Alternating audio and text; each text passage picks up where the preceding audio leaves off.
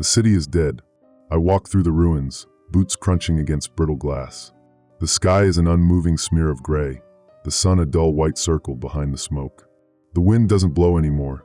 It just hangs thick with something metallic, something wrong. I keep my radio on. Channel 7, emergency frequency. Static. I twist the knob, listening for anything that isn't silence. There's never anything. Most people are gone. The lucky ones died quick. The unlucky ones burned, their shadows left behind on crumbling walls. I don't know which kind I am. I don't know if I'm lucky. The city used to be loud. Now the only sound is my breathing. The distant creak of buildings shifting in the heat. The occasional crack as something collapses. And my own footsteps echoing back at me. I move through what used to be a street. Cars melted into twisted sculptures. Storefronts burned out husks. I glance at my reflection in the remains of a shattered window. A warped, distorted shape, barely human. I look away. Keep moving. There's a military outpost 3 blocks from here. There used to be soldiers, barricades, checkpoints. A voice on the radio said survivors should report there. That was days ago. I reached the checkpoint. Barbed wire. Sandbags. Rifles still loaded, abandoned on the ground. No bodies. Just emptiness. I kneel, pick up a helmet. The visor is down. It's heavier than it should be. I lift it. Nothing inside. No head. No blood. Just emptiness. I drop it. It clatters against the asphalt. The sound is too loud. Too sharp. My radio crackles. I freeze. A voice. Distant, robotic. The emergency alert system. This is a nationwide emergency broadcast. Please remain indoors. Avoid unprotected exposure. I exhale. Just another radiation warning. Just another useless message. Then, the voice distorts. Static swells, thick and hungry. Then words, stitched together wrong. Do not trust anyone who looks like you. A pause. The static hisses. The voice repeats, warped, urgent. Do not trust anyone who looks like you. Something else is wearing your face.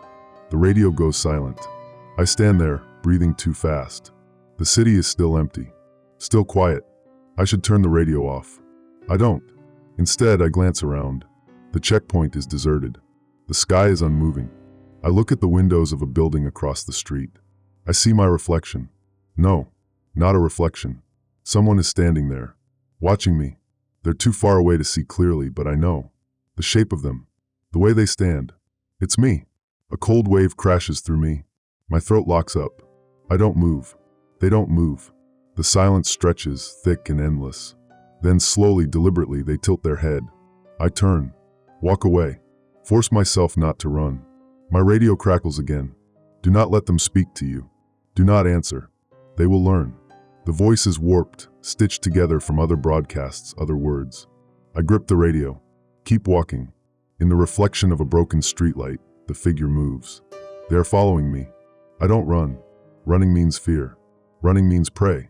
I move fast but steady, my boots crunching against the broken asphalt. I don't look back. I don't check the reflection again. I already know what I'll see. The city is a labyrinth of destruction, burned out cars, collapsed buildings, roads split open like dry skin. The checkpoint was supposed to be safe. It wasn't. There is no safe anymore. Do not trust anyone who looks like you. My grip tightens on the radio. The voice is gone now, but the warning clings to me like ash in my lungs. I turn down a side street. Something feels off. It takes me a moment to realize what. There are no bodies. Not just here, everywhere. The radiation should have left something behind. Corpses burned into walls. Skeletons slumped in the wreckage. But there's nothing. Just absence. Like the city wasn't just destroyed. Like it was cleaned. I keep moving. My destination is 3 blocks away. Another military checkpoint, bigger than the last. If there's still anyone left, they'll be there. Another intersection. Another shattered window. Another glimpse of myself. No, not me. The reflection lags. I stop. My heart is a dull, slow thud in my ears. I lift my hand. My real hand. The reflection hesitates, just a fraction of a second, before copying me. It's getting better. I step back, breathing through my teeth. The wind shifts, carrying the scent of charred metal. The reflection does not step back. It stands exactly where it is. Watching. I move. So does it. But it doesn't turn away this time. It walks parallel to me.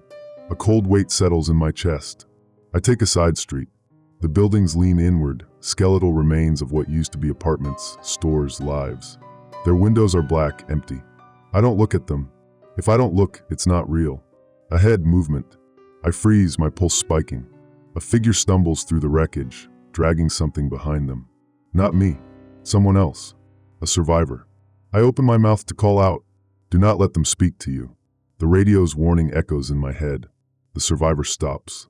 They tilt their head. Slow. Too slow. I go still. Their posture is wrong. Their arms hang too loose. Like they're not sure how they work. The thing they were dragging, a body. Their body. I back away. The not survivor doesn't follow. They just stand there, watching, learning. I leave them behind. The second checkpoint is worse than the first. Sandbags, abandoned weapons, scorch marks where bodies should be. Something took them. I step carefully over an overturned Humvee, scanning the ground for anything useful. Ammunition, food, another radio. Instead, I find documents. Most of them are scorched beyond recognition, but one page is still intact, pinned under the weight of a rifle. I pick it up. The paper is stiff, edges curling with heat. The words are half-burned, but I can still read them. Project Synchrony, classified. Biomimetic anomalies detected. Containment failure imminent. Initiate Protocol 17. The wind shifts. The back of my neck prickles. I turn slow. A figure stands at the checkpoint entrance. I already know what I'll see. My own face. It tilts its head. I know that it's smiling. It takes a step forward. So do I. The wind carries a whisper, not from my radio, but from everywhere. Do you think you're the original? I don't answer. I turn and walk away. I don't look back. The city is silent. Not just quiet. Silent. No distant car alarms. No wind howling through the ruins. No buzzing power lines or scuttling rats. Even my own footsteps seem swallowed by the dead air. I keep walking. The checkpoint is behind me. The copy is behind me. I tell myself this over and over. It's behind me. But I don't believe it. The next street is narrow, clogged with wreckage. A bus has been fused to the pavement, melted into a misshapen carcass. The heat from the blast must have liquefied it in seconds. I glance at the windows. I don't want to, but I have to. My reflection stares back. Too sharp. Too focused. Like it's paying attention to something I'm not. I step forward. It steps forward. I raise my hand. It raises its hand. The timing is perfect. Too perfect. It's not lagging anymore. I clench my jaw and keep moving. The wind stirs. I stop. A sound. Footsteps. Not mine. They come from a side alley, a space between two collapsed buildings. Narrow. Shadowed. I stand still. Listen. One step. Then another. Whoever it is, they're moving carefully. Deliberately. I grip the strap of my pack and turn my head, just enough to see. A figure. Not me. A woman. Or something shaped like one. She's tall. Thin. Wearing a torn jacket, dust-covered jeans. Her hair is dark, matted. A survivor. Maybe. She stands just inside the alley, partially hidden by shadow. Her face is hard to see. She's waiting. Watching. I open my mouth. Do not let them speak to you. My jaw locks. The warning echoes in my skull. The woman tilts her head. The movement is wrong. Too smooth. Too fluid.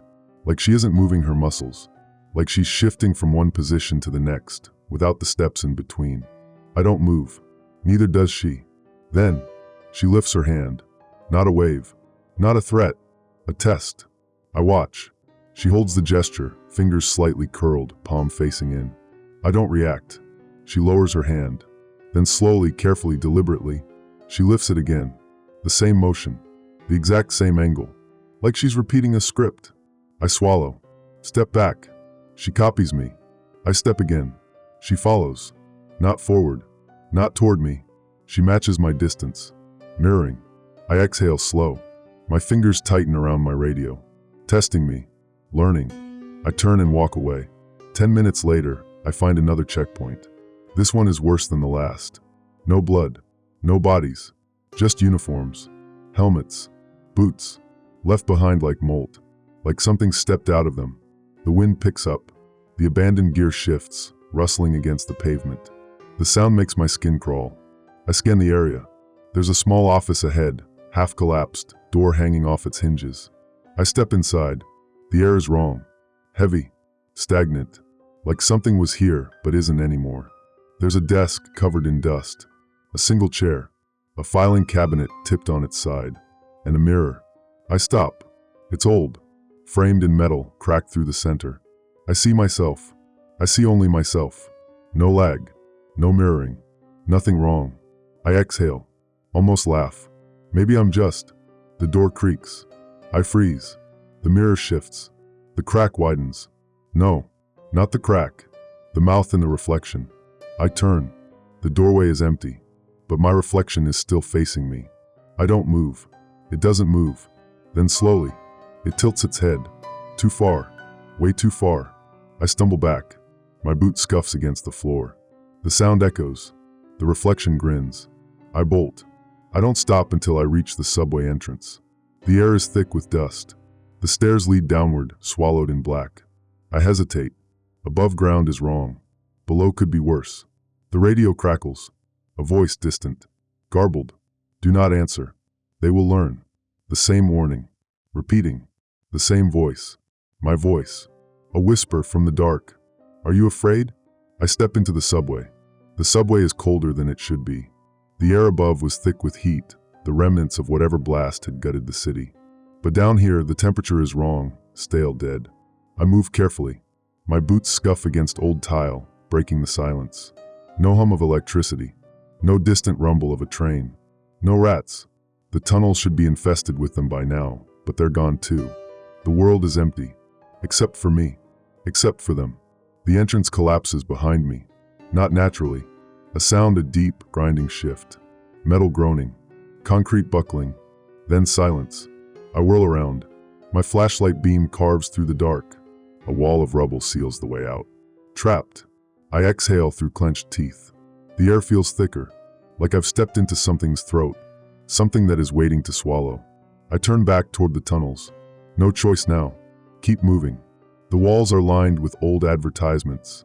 Faded, torn. Smiling faces stare out from the paper, caught mid-laugh, mid-bite, mid-sentence. I shine my light over them. The faces aren't smiling anymore.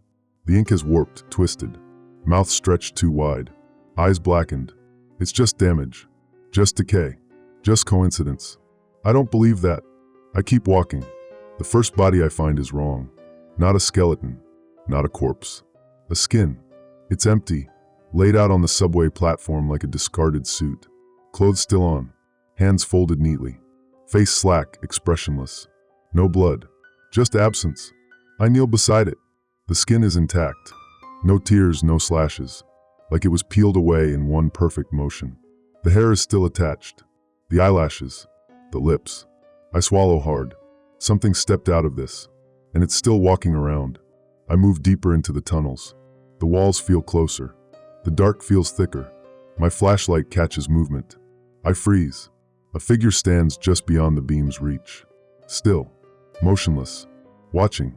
I tighten my grip on the light. Slowly, carefully, I take a step forward. It moves. Not like a person. Like a puppet. Limbs unfolding all at once, head lurching upward. A single sudden motion. It knows I've seen it. It knows I understand. I back away. My flashlight flickers. The figure twists. One moment it's standing, the next it's not. Not a step. Not a run. A cut. Like a film skipping a frame. 1 second it's far. The next it's closer. I turn and bolt. The tunnels stretch endlessly, curves swallowing the light. My breath rasps in my ears. My own pulse too loud. Behind me, silence. No footsteps. No breathing. No chase. That's worse. They don't need to run. I find another exit. A rusted service door. I grab the handle, wrench it open. The hinges scream. Beyond, another passage lined with pipes. Safer? No. But not here. That's enough. I slip inside. Slam the door shut behind me. My radio crackles. A voice. Familiar. Do not trust what speaks in your voice. The static swells. Another sound. Wet. Low. Something breathing. I am not alone. The breathing doesn't belong to me. It's slow. Wet. Dragging through the air like something too deep in its own body. Too thick with fluid. I don't move. The door behind me is locked now. Twisted in its frame from the impact of my escape. There's only one way forward. I force my breath to slow. Listen. The tunnel ahead is lined with pipes, rusted and sweating condensation. The air is thick, damp. Something drips. The breathing shifts. Closer. The flashlight in my hand feels heavy. Too heavy. I raise it. The beam flickers. Then, movement. A shadow. Low to the ground. Not crawling. Not walking. Something in between. I don't blink. I don't breathe. The figure doesn't move toward me. Not yet. It's waiting. I step forward. One slow, careful movement. The beam of my flashlight sweeps across the pipes, across the damp floor. The shadow twitches. Then it moves. Not a reaction. A mirror. It steps with me. Matching. Testing. Learning. I don't speak. If I do, it will listen. It will repeat. It will understand. I take another step. The thing does too. But this time I stop. It doesn't. It takes one step too many. I see it now. Not clearly. Not entirely. But enough. It isn't shaped right. It's long. Too long. Its arms move like they were once folded inside something too small. Unfurling now. Testing their reach. Its head tilts. Not like a human. Like something wearing one. I take a step back. It doesn't. It stays still. Still learning. The air is thick with rot. Something organic. Something wrong. My radio crackles. A whisper. My own voice. You're still wearing it. The pipes groan. The thing moves again, but not forward. It folds. Shrinking. Not retreating. Changing. I tighten my grip on the flashlight. It doesn't help. Nothing helps. I turn and walk. Not fast. Not slow. Like I belong here. Like I know where I'm going. Like I am not afraid. The thing in the tunnel watches. It does not follow, but I know it will remember. I don't run. If I do, it will chase me. I walk. One step, then another. Boots heavy against damp concrete. I breathe through my nose, slow and controlled, even though my chest is tight. Even though I can still hear it shifting behind me. Not walking. Not moving the way a person should. It's folding. Refolding. Like it isn't locked to a single shape. Like it's deciding. The service tunnel stretches ahead, lined with pipes that vanish into darkness. The flashlight beam flickers. The batteries are dying. I need to find a way out.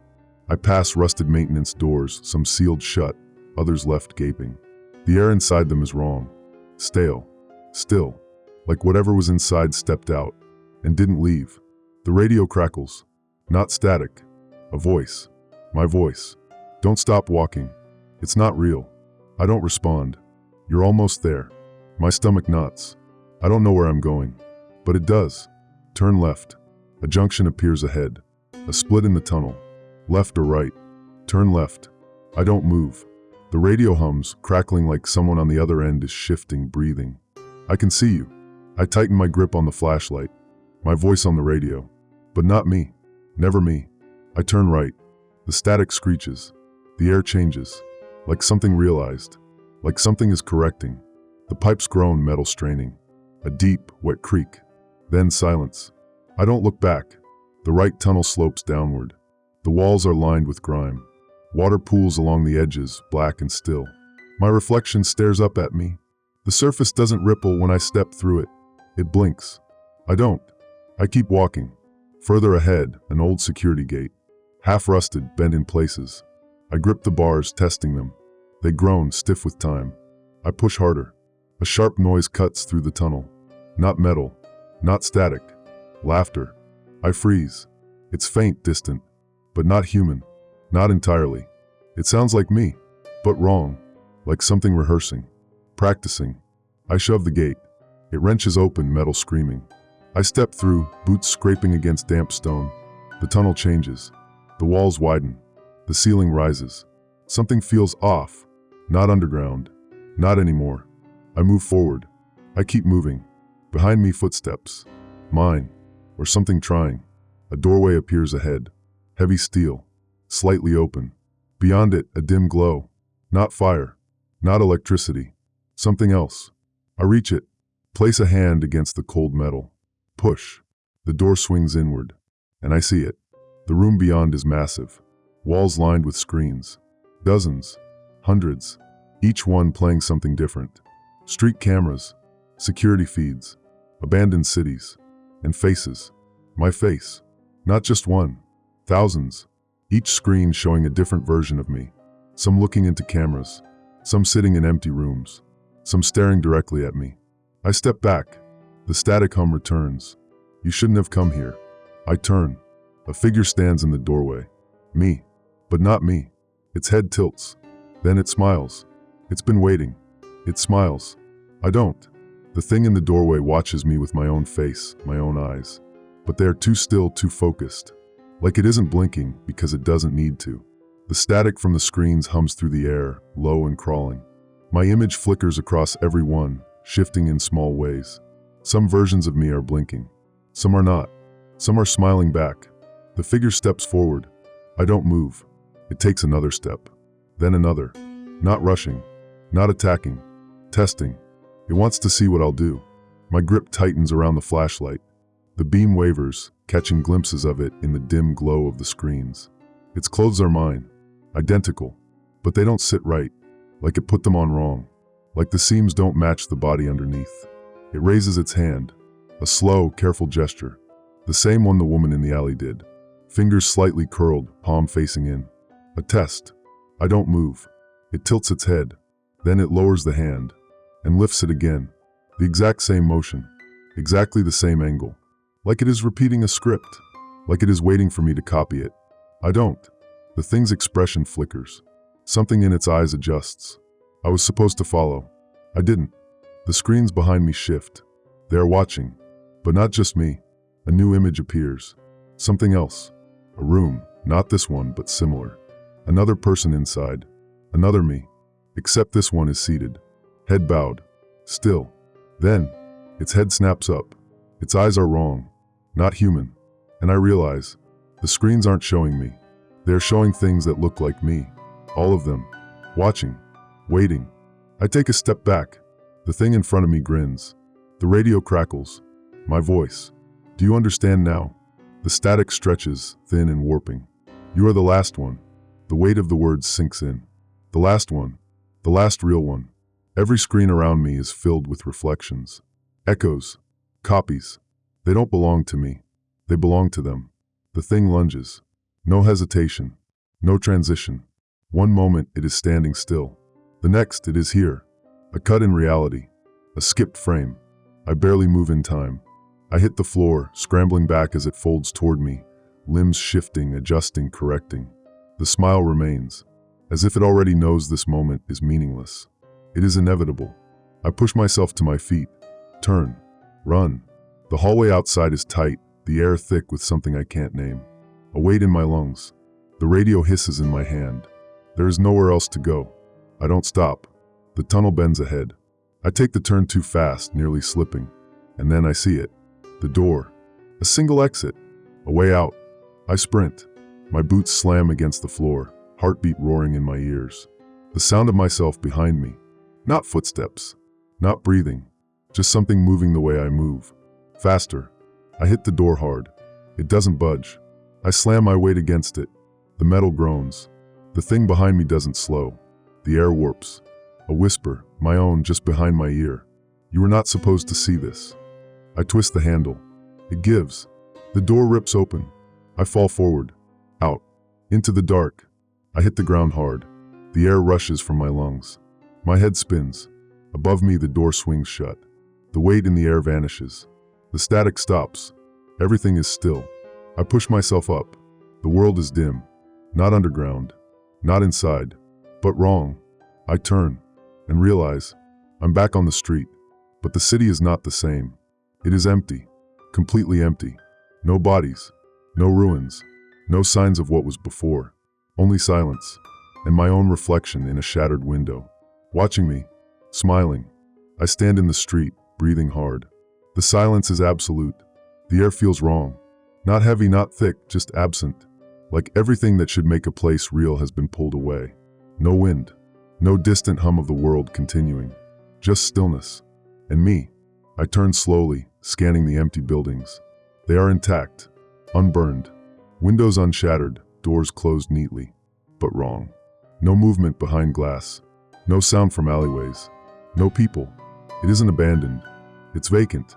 Like everyone left at the exact same moment. Or, like they were never here to begin with. My hands are shaking. I grip my radio tight, fingers pressing into the cold plastic. I press the call button. Nothing. Just static. I adjust the frequency. Try again. Is anyone there? The words sound small in the open air. Too thin. Nothing answers. I let go of the button. The static stretches for a moment, then, where are you? I freeze. It isn't my voice this time. It's someone else's. A man's. Distant. Faint. I raise the radio again, pulse hammering. Who is this? No response. Only silence. Then, they're still here.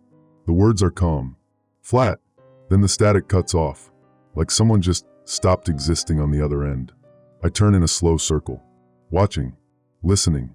The city is too empty, too still. The words on the radio press into my skull. They're still here. I don't want to ask the next question, but I already know what it is. Where? I start walking.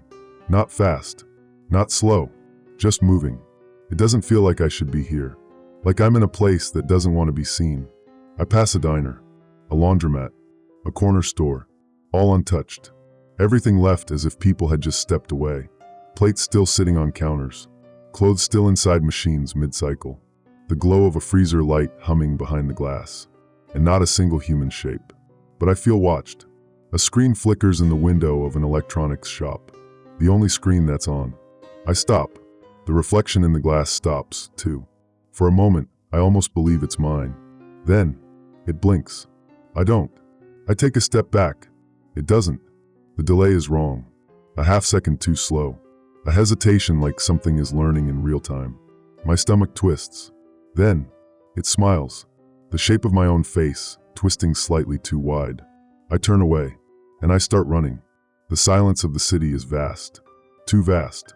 My own footsteps sound wrong, like they're being played back to me, slightly out of sync. I cut down an alley. A shortcut. A way out. The buildings press in tight. The air feels thinner. Then, the radio clicks on. You shouldn't have looked. I stop. The voice is mine. It isn't a recording. It is speaking now. You weren't supposed to see this. A shadow shifts at the mouth of the alley. Not walking. Not moving right. Something sliding. They can't let you leave now. The static warps, twisting, cracking. Not after this. I bolt. I don't think. I just run. The alley is tight, twisting wrong. The buildings bend inward, like the space is shrinking, or like the city itself is watching. I hear it following. Not footsteps, just the sound of something catching up. A voice low, breathless, whispering, but not behind me. Above. I look up, and I see them. They are watching from the rooftops. Dozens, hundreds, figures standing perfectly still. Every one of them is me, but not. Their heads tilt in unison, mimicking, studying. And then, they move. At once. Not jumping, not climbing, just shifting down, like reality is letting them skip forward. They are closer. Too close. I turn the corner. The street is ahead. A car sits in the open. Door still ajar. Keys still in the ignition. Waiting. Like it's meant for me. I don't question it. I dive inside. Slam the door. Turn the key. The engine roars. The figures stop. Like this wasn't supposed to happen. Like the script just changed. I slam the car into drive. And I floor it. The city rushes past in a blur. The silence twists. Like the world itself is adjusting. Like something is realizing its mistake. I don't look in the rearview mirror. I already know what I'll see. But ahead, something is waiting. Something worse. I don't know how I know, but I do. The road stretches forward, disappearing into the unknown. And I keep driving. Because now I have to know. I drive. Fast. The city shrinks in the mirror, swallowed by distance. The empty buildings, the flickering screens, the copies of me, all behind me now. But something isn't right. The road stretches ahead, straight and endless. The pavement is perfect, unbroken, with no signs, no markings. Just a black ribbon of asphalt cutting through nowhere. I don't remember a highway leading out of the city like this. And I know this place. I know every street, every exit. This road shouldn't exist. The radio crackles. My fingers tighten on the wheel. I don't reach for it. The static hums, warping, stretching. Then, where do you think you're going? My own voice. Flat. Amused. Like someone watching me from a great distance.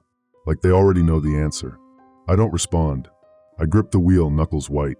The road doesn't curve, doesn't change, just stretches forward, vanishing into a horizon that never gets closer. A shape looms in the distance. Something tall, something waiting. At first, I think it's a signpost. But as I get closer, I realize it's not. It's a mirror. A massive, freestanding mirror. Impossible. Just standing there in the middle of the road. I slam the brakes. The car lurches to a stop, tires screeching against perfect asphalt. Dust settles. I stare at the mirror, and it stares back. The reflection is wrong. The car is there. The sky is there. The road stretching behind me intact. But I'm not inside the car. I'm standing in the road. Still, motionless, and watching me. My breath turns shallow. I grip the wheel tighter. My reflection tilts its head. Just a fraction. A delay. Like it's waiting to see what I'll do next. Then, it lifts its hand. A slow, deliberate motion. Fingers slightly curled. Palm facing in. A test. The same motion the others made. I don't move. I don't breathe. The air in the car feels thick. Heavy. The radio hums, a whisper beneath the static. You know what happens now. The voice is closer. Like someone is sitting in the passenger seat. I don't look. I keep my eyes on the mirror. On the thing wearing my reflection. It lowers its hand. Then, it lifts it again. Exactly the same way. A perfect repeat. A script being followed. Like it's waiting for me to copy it. Like it's waiting for me to slip. A noise. Distant. Hollow. At first, I think it's the radio. Then I realize, it's coming from the mirror. A whisper. Growing louder. A voice mouthing words, but not speaking. Then, I see them. Shapes in the mirror. More of them. Shifting behind my reflection. Blurry. Too many. All with my face. All watching me. Then, they move. Faster than anything should move. Straight toward the glass. Coming through. I slam the car into reverse. Tires shriek. I floor it. The car spins back, fishtailing onto the road. In the mirror, the reflections are already gone. Not just out of sight. Gone. Like they were never there at all. Except, my reflection remains. Still standing. Still smiling. And as I drive, it turns away from me. Turns to face something else. Something I can't see. The radio crackles again. Almost there. The static deepens, stretching into a low hum. Like a signal beneath the signal. A frequency I wasn't supposed to hear. Then, a new sound. Faint. Constant. At first, I don't recognize it. Then my stomach drops. Breathing. But not mine. From the back seat. I don't look. I won't look. The road still hasn't changed. Still stretches forward, endless. But I know now. It doesn't lead out. It never did. It's leading me somewhere. Somewhere I'm supposed to go. And whatever is in the back seat, it's been waiting for me to realize that. The breathing slows. Measured. Patient. Like it knows I understand now. Like it knows I can't change this. Like it's waiting for me to give up. And the worst part, I don't even know if it's wearing my face. Or if it's something else entirely. Something I haven't seen yet. The static rises. A whisper through the radio. Don't stop now. The road stretches forward. And I keep driving. Because I have no other choice. I drive. I don't check the rearview mirror. The breathing in the back seat is steady. Controlled. Like someone is measuring each inhale, each exhale, making sure they sound right. I grip the wheel, fingers stiff. The road still hasn't changed. Still no exits.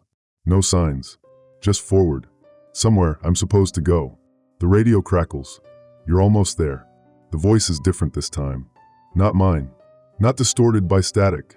It sounds real. Human. And worse. Familiar. I swallow.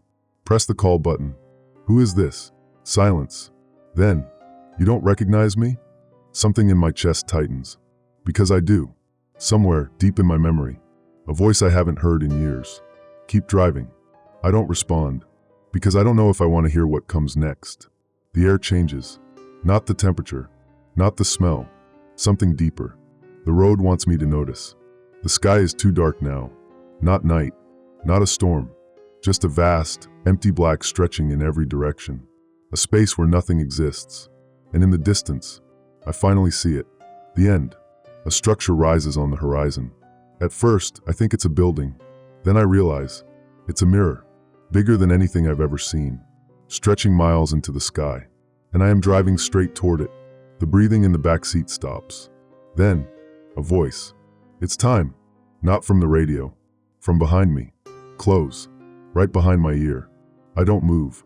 I don't answer. I just keep driving. The road is pulling me forward. Faster. The engine hums beneath me, smooth, steady, like it knows the way. And the mirror, the impossible mirror, is getting closer. I see my reflection. The car. The road.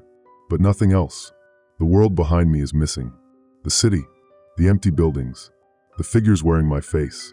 Gone. Like they never existed. Like this was always the only place. And I realize, this mirror isn't reflecting reality. It's showing what's left. What's real. And that means, I might not be. The radio hisses. A whisper. Get out of the car. I don't move. The mirror is close now. Close enough to see what's inside. Not a reflection. Not empty space. Something waiting. Something that has been waiting for a long, long time. And it looks like me. I slam the brakes. The car shudders to a stop inches from the glass. Silence. Then, a sound. From inside the mirror. A hand presses against the glass. My hand. Then another. And another. A wall of hands pressing outward. The glass doesn't break. It bends. Ripples. Like it's not a mirror at all. Like it's a door. And I am expected. The voice from the back seat speaks again. Step through. It isn't a command. It's a certainty. Like they already know I will. Like I have before. Like this is something I always do. I turn my head. Just slightly. Just enough to see. Nothing. The back seat is empty. But I know better now. I know it's still there. Just waiting for me to accept it. To acknowledge it. To believe. I open the door. Step onto the road. The air is thicker here. Almost like water. The closer I get to the mirror, the more it pulls at me. The figures inside move. Slowly. Like they're preparing to switch places. One of them presses its face to the glass. My face. It smiles. And I finally understand. There was never more than one of me. There was never a copy. There was only a mistake. A glitch in reality. Something that slipped where it wasn't supposed to. Me. I shouldn't be here. I shouldn't exist. I am the thing that is out of place. The imposter. The thing wearing a face that does not belong to it. And the world is just correcting itself. The whisper on the radio. The breathing in the backseat. The people who wore my face, standing in silence. They were never hunting me. They were waiting for me to figure it out. To accept it. And now that I have, it's time to go back. To step through. To give up this borrowed body. And let the real world close the door behind me. I reach out. My hand presses against the glass. It gives. Ripples. Welcoming me home.